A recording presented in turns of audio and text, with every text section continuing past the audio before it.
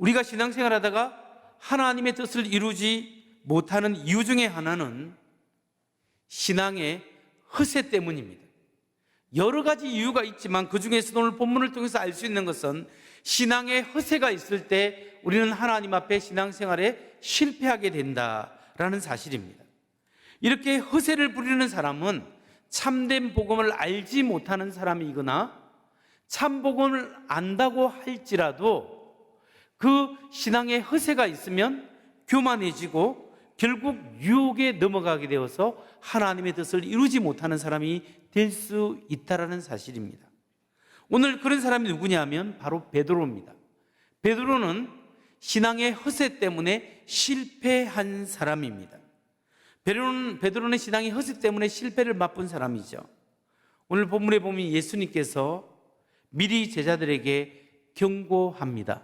오늘 밤 너희들이 다 나를 배반하리라. 그때 베드로가 나서서 말합니다. 주님, 다른 사람은 다 주님을 버릴지라도 나는 주님을 버리지 않겠습니다. 이렇게 이야기합니다.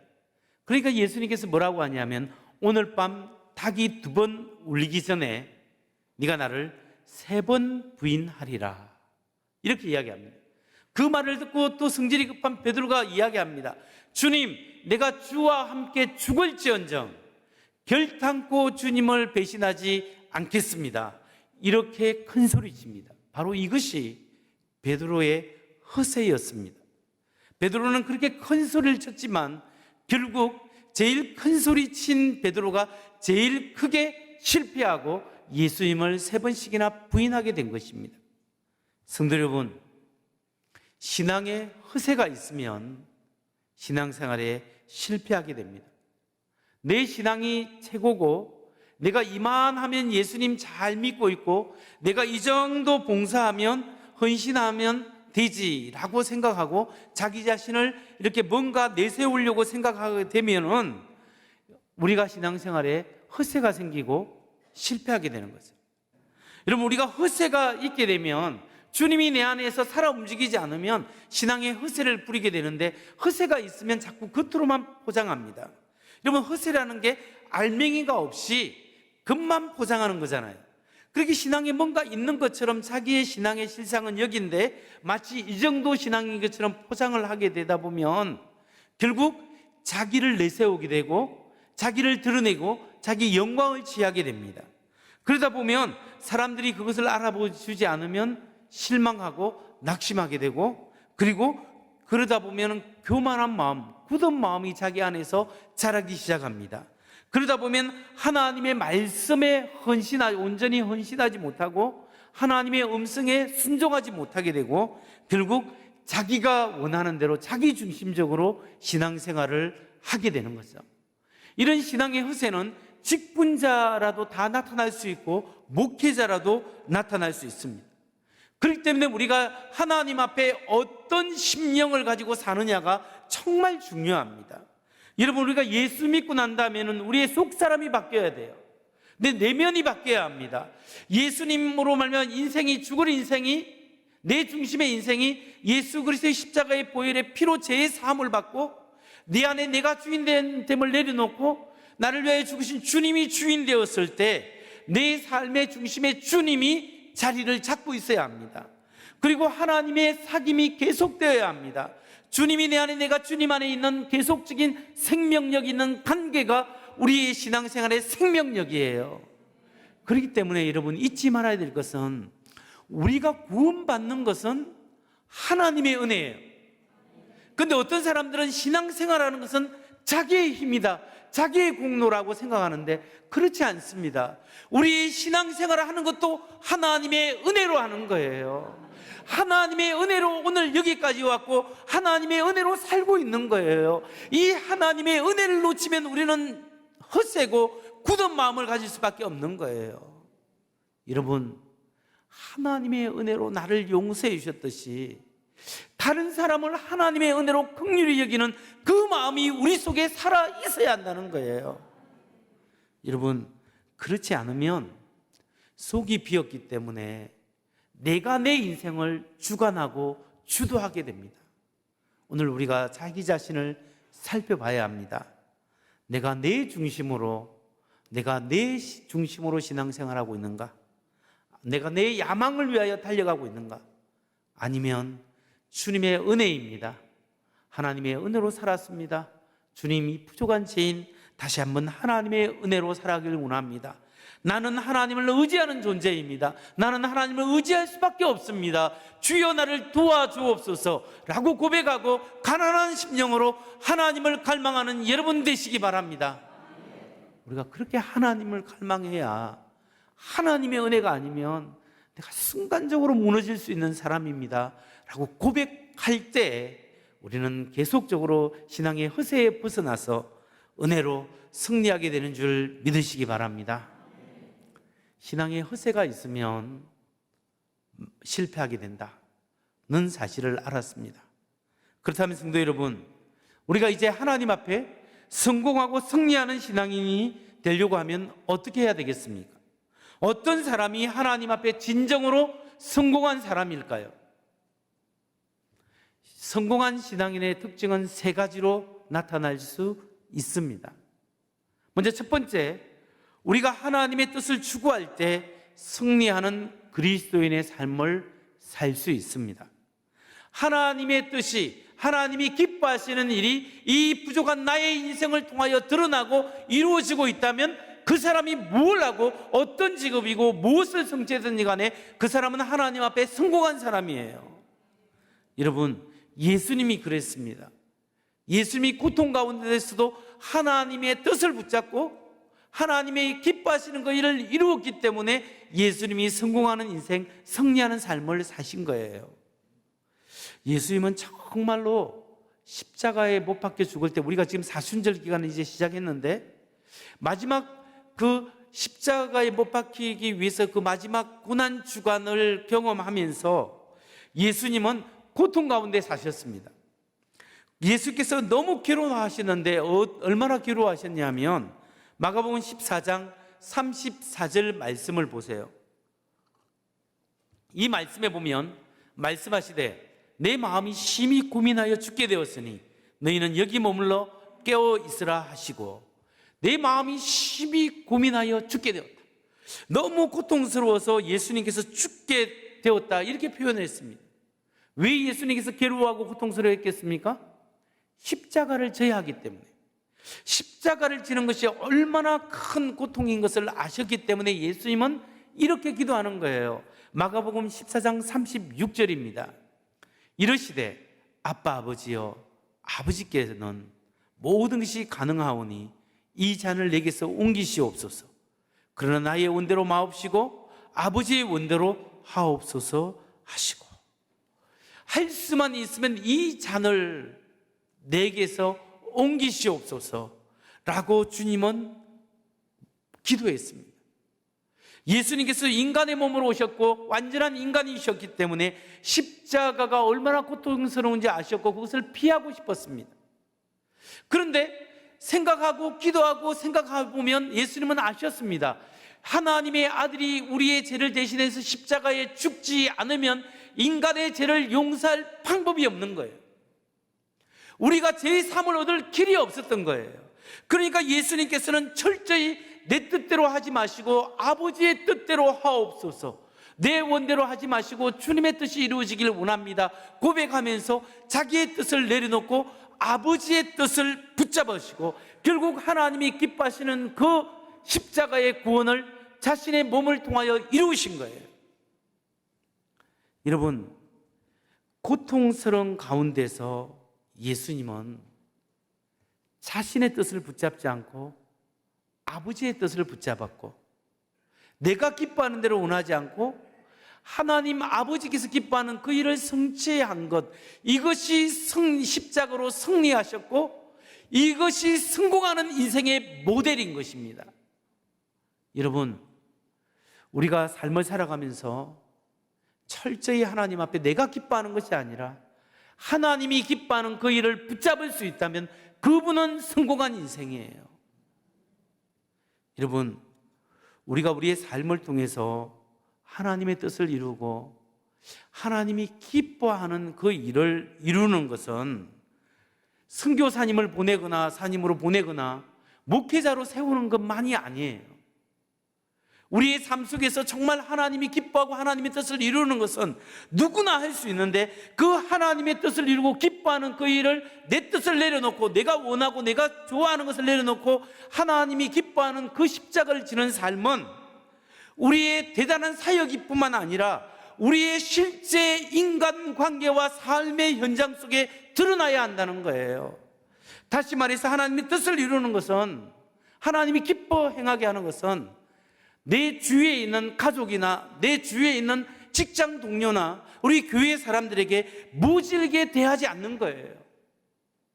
그 사람들에게 어떤 말로 상처 주지 않고 정말 친절하고 사랑함으로 섬기고, 때로는 마음에 들지 않고 때로는 마음에 불평이 있지만 그래도 하나님이 주신 그 은혜 때문에, 내가 하나님이 주신 그 사랑 때문에 다시 한번 저 사람을 향해서 섬기고 사랑하는 마음, 그런 마음이 있을 때 이 사람이 참 하나님의 사람이고 참 그리스도인이고, 그런 내 주위에 그렇게 하나님의 은혜를 나눌 수 있는 사람이 하나님의 뜻을 행하는 사람이고, 그렇게 사는 사람이 성공한 인생이에요. 정말 하나님이 기뻐하시는 성공한 인생은 남을 긍휼히 여기고 오늘 하나님의 은혜로 살아가는 삶, 그 평범한 가운데 진정한 하나님의 사람으로, 딸아, 사랑하는 내 아들아, 사랑하는 내 딸아, 내가 너를 기뻐한다, 내가 너를 통하여 영광 받기를 원한다. 하나님이 대단한 것이 아니라 작은 기쁨, 작은 헌신을 통하여 하나님이 영광 받으시는 줄 믿으시기 바랍니다. 하나님 앞에서 성공하는 인생의 특징, 두 번째 특징은, 진정으로 승리하는 사람은 기도로서 매일매일 하나님의 임재함 가운데 살아가는 사람입니다. 매일매일 기도로 사는 사람이 하나님의 뜻을 이루는 승리하는 사람인 줄 믿으시기 바랍니다. 그리스도인의 승리의 비결은 기도입니다. 여러분, 기도를 왜 합니까? 기도한다는 게 뭐예요? 기도한다는 것은 하나님을 의지한다는 거예요. 기도하면 할수록 나를 내려놓고 하나님을 의지한다는 거예요. 예수님을 보십시오. 예수님이 가장 인생의 고통스러운 가운데 살아셨지만 가장 큰 난간에 부딪혔을 때 어떻게 사셨습니까? 기도하셨습니다. 어려운 가운데서도 항상 기도하셨고, 평소에도 기도하셨고, 절체절명의 위기 가운데서도 기도하신 거예요. 예수님께서 이렇게 기도로 하나님의 뜻을 이루고 힘을 얻었다면 우리는 어떻게 살아야 하겠습니까? 우리도 기도하며 살아야 합니다. 기도 없이 승리할 수 있는 신앙생활이 전혀 없습니다. 기도하면서 살아야 됩니다. 기도할 때 망하지 않고 기도로 새 힘을 얻을 수 있는 거예요. 내가 할 수 있는 것보다 기도하면서 할 때 훨씬 더 많은 것을 이룰 수 있는 거예요. 왜냐? 하나님께서 역사하시기 때문에. 예수님께서 마가복음 14장 37절 38절에서 제자들에게 이렇게 말합니다. 돌아오사 제자들이 자는 것을 보시고 베드로에게 말씀하시되, 시몬아, 자느냐? 내가 1시간도 깨어 있을 수 없더냐? 시험에 들지 않게 깨어 있어 기도하라. 여러분, 이 말씀에 알 수 있듯이 기도하면 시험에 들지 않고 기도하지 않으면 시험에 드는 거예요. 기도하지 않으면 시험에 빠져서 나올 수 없을 수가 있어요. 기도가 얼마나 중요하냐면 예수님께서 제자들에게 3번씩이나 돌아와서 시험에 빠지지 않도록 기도하라고 말을 했습니다. 그런데 예수님의 말씀을 듣지 않고 3번씩이나 잠을 잔 베드로가 그날 밤 3번 예수님을 부인한 거예요. 예수님께서 미리 3번 알려줬는데 베드로는 3번 다 졸고 잠을 잤고, 그래서 3번 부인하게 되었습니다. 333으로 실패한 거예요. 근데 여러분, 우리의 기도 생활은 어떻습니까? 우리들이 승리하기 위해서는 기도하며 살아야 합니다. 사단마귀의 공격을 방어하기 위해서 기도해야 합니다. 여러분, 끊임없이 기도해야 합니다. 특별히 토요일 밤이나 주일 아침 되면 교회에 오려고 하면 꼭 문제가 생기고 다툼도 일어나고 마음이 상할 일이 생기게 됩니다. 사단의 방해 세력이 있어요. 그러니까 우리가 늘 기도하고 준비해야 합니다. 그렇게 늘 기도하는 방법은 뭐냐면 여러분 10초나 30초 정도 매일매일 기도하세요. 설거지하기 하면서도 하나님 앞에 늘 기도하고 다른 TV 보기 전에도 한 10초에서 30초 정도만 하나님 앞에 짧게 기도하는 거예요. 또 방에 들어가서 하기 전에 짧게 하나님 10초나 30초 정도 하나님 앞에 기도합니다. 이렇게 10초에서 30초 정도 짧게 기도하는 습관을 가지다 보면 좀 더 늘려서 이제 차를 가지고 아이를 데리고 갈 때 학원에서 아이를 픽업하기 전에 기다리면서 3분 기도하는 거예요. 3분 짧게 하나님 앞에 자녀를 위해 축복하는 기도, 자기를 위해서 기도, 그렇게 3분 기도를 몇 번씩 하는 거예요. 그리고 또 아침에 예를 들어서 아침이 새벽 예배나 아니면 아침 시간이나 아니면 저녁 시간에 20분이나 30분 말씀을 두고 하나님 앞에 잠시 기도를 하는 시간을 가지는 거예요. 이렇게 30초 기도하죠. 3분씩 몇 번씩 기도하죠. 그리고 30분 하루에 한 번이라도 기도하죠. 그러면 뭐가 일어나요? 늘 하나님의 임재하심 속에 사는 거예요. 내가 살아가는데 내 백그라운드에는 늘 하나님의 은혜가 나를 잇는 거예요. 그러다가 어려움 당하면 하나님 아버지 하면 맹송맹송한 게 아니라 그냥 하나님 은혜 가운데 팍 들어가고 하나님 임재를 경험하고 담대해지고 하나님 응답을 받아 하나님의 은혜를 경험할 수 있는 것이 바로 333 30초 3분 30분 기도할 때 이런 기적이 일어날 줄 믿습니다. 여러분, 어떤 사람은 이렇게 이야기합니다. 목사님, 나는 너무 힘들어서 기도 못하겠어요. 여러분, 그렇습니다. 너무 기가 막히고 힘들 때 기도가 잘 안 나와요. 그렇지만 찬양하면서 기도해 보세요. 어려우면 어려울수록 기도해야 합니다. 여러분, 오늘 본문 말씀에 보면 예수님께서 12명의 제자들을 데리고 올리버 동산으로 갈 때 그들에게 앉혀놓고 너희가 이게 잠시 있으라 내가 기도하게 하고 올게 라고 하면서 3명의 제자만 데려갔습니다. 핵심 제자 3명을 데려갔는데 3명이 누군지 아세요? 베드로, 야고보, 요한이에요. 베드로, 야고보, 요한을 좀 더 높은 곳으로 데리고 가면서 니네들 여기 앉아서 깨워서 좀 기도해 줄래? 내가 저만치 가서 저기서 기도하겠어. 기도할 동안에 니네들도 좀 같이 좀 기도 좀 해다오. 이렇게 3명에게 특별히 부탁을 했습니다. 여러분, 그러면서 예수님께서 간절히 기도했습니다. 그런데 왜 예수님께서 그 힘든 시간에 이 3명의 제자들을 데리고 와서 자기가 울면서 땀방울이 핏방울 되도록 기도하는 그 모습을 그게 보여주었을까요?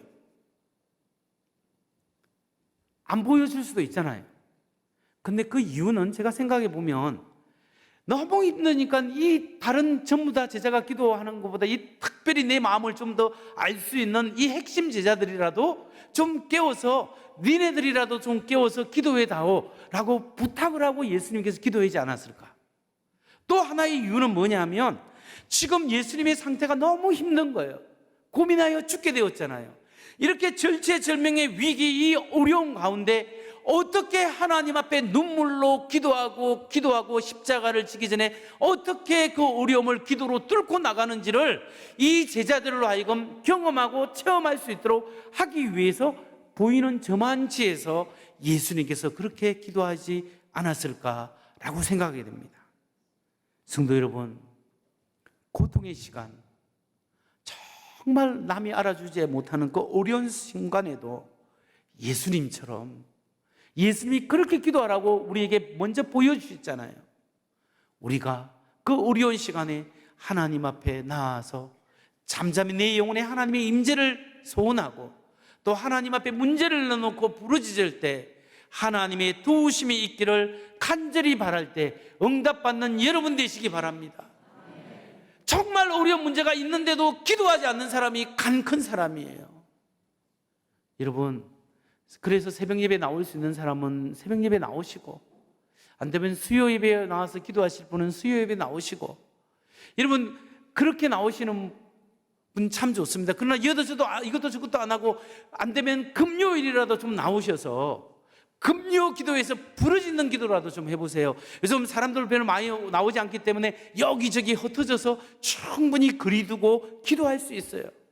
여러분, 그래서 한 30분이라도 하나님 앞에 간절히 기도할 때, 우리가 예배를 주일날 드리지만 좀 부르짖는, 그 혼자서 마스크 쓰고 저 한쪽 구석에서 하나님 앞에 부르짖는 시간들이 있을 때 우리의 삶이 영혼이 살아날 수 있는 거예요.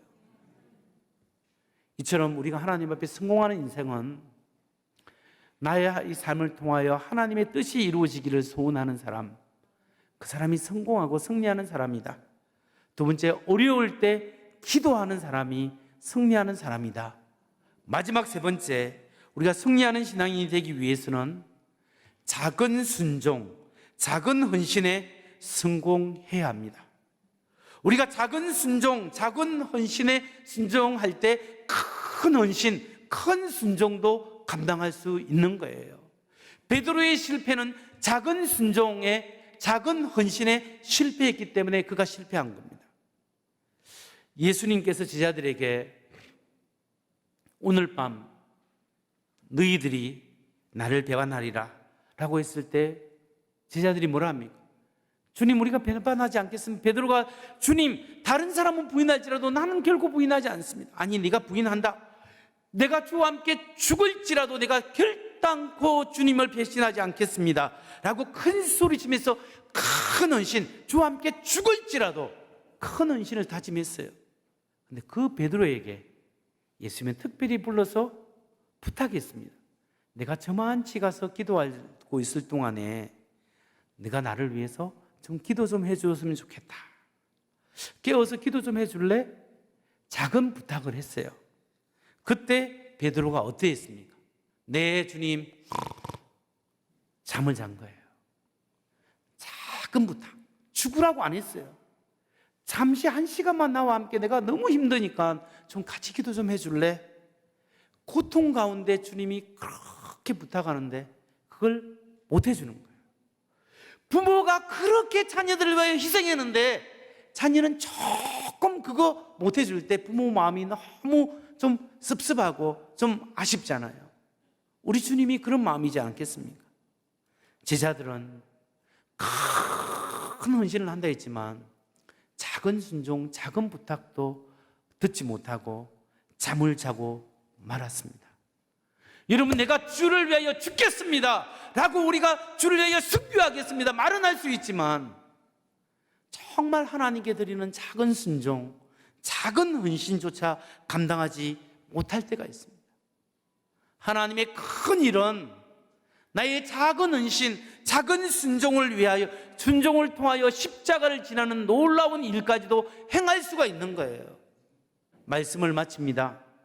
여러분, 진정으로 우리가 하나님 앞에 섰을 때 칭찬받고 잘했다, 충성된 종이라고 그 말을 들어야 되지 않겠습니까?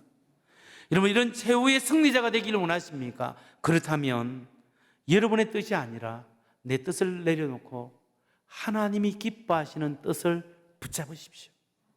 내가 비록 마음에 들지 않을지라도 하나님이 기뻐하시는 그 일을 내가 이루기를 원합니다. 소원하고 그렇게 사시기 바랍니다. 그 인생, 하나님이 기뻐하는 것을 귀하게 여기는 사람이 성공한 인생입니다. 또한 인생의 승리자는 기도하며 사는 사람입니다. 아무리 시골의 할머니라도 하나님 붙잡고 하나님의 은혜로 찬양하며 기도하며 살아가는 인생은 하나님 보시기에 너무나 소중한 영혼이고 성공한 인생이고 승리한 인생이고 기도하며 승리할 수 있습니다. 기도할 때 하나님이 역사가 있는 줄 믿으시기 바랍니다. 기도로 승리하는 우리 모두 되길 바랍니다. 그리고 마지막으로 승리하는 인생은 큰 헌신이 아니라 작은 순종, 작은 헌신으로부터 이루어진다는 것을 믿고, 내가 주님 무슨 순종을 해야 하기를 원하십니까? 내가 하나님 앞에 섬겨야 될 작은 순종, 섬김은 무엇입니까? 주님, 이 부족한 성격, 이 나쁜 성질부터 내려놓게 하시고 십자가의 보혈의 피로 깨끗하게 하시고 나는 죽고 주가 살고 하나님 앞에 다른 사람에게 상냥하고 부드럽고 예의 있게 대하면서 섬김의 삶을 살 수 있는 그런 삶 살게 하여 주옵소서. 하나님의 은혜가 내 속에서 임재하시고 나를 통하여 하나님이 영광 받으실 그날을 바라보면서 오늘 다시 한번 하나님 앞에 승리하는 인생으로 살기를 소원하는 우리 모두가 되기를 주의 이름으로 축원합니다.